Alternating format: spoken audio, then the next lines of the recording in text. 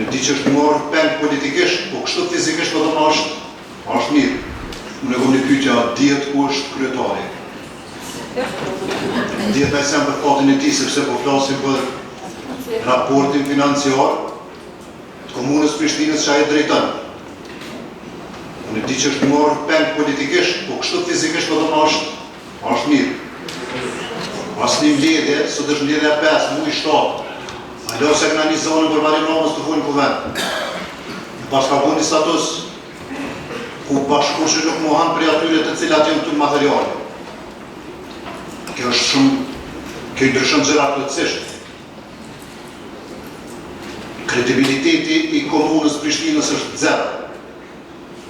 Ne po flasim stash për një raport 3 mujor, në realitet që kjo është pasqyrja e qeverisjes. Tyrat kanë ra, shpenzimet janë rrit, investime kapitale veç 10%, ma shumë pare për gjykata për mbaruse për investime kapitale, Prishtina po kanë tretën. Edhe na që i zjedhe qytetarve, po flasim njëri me tjetrin as raportin s've dëgjojnë. Po s'është ajo, sepse leadershipi është kështu që është. Një kryetar që s'merr pjesë në asnjë mbledhje, një kryetar që mirret me gjithçka përveç se me Prishtinë. Veç me Prishtinë nuk mirret. Mirët me pula, me gjela, nuk mirët me përlok.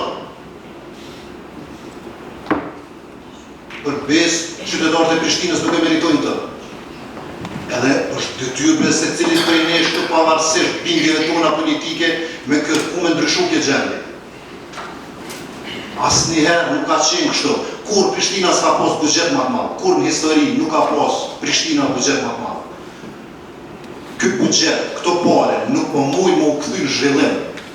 Për shkak politikave të Marim Ramës, pika tjetër e rendititës është bartja e mjeteve dhe rezervë. Për shkak se përmbaruesi ka marrë mjetet ku kanë qenë të dedikuara për investime kapitale.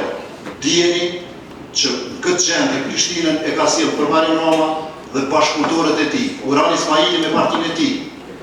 Pa të, kur Prishtina s'e shon këtë gjendje.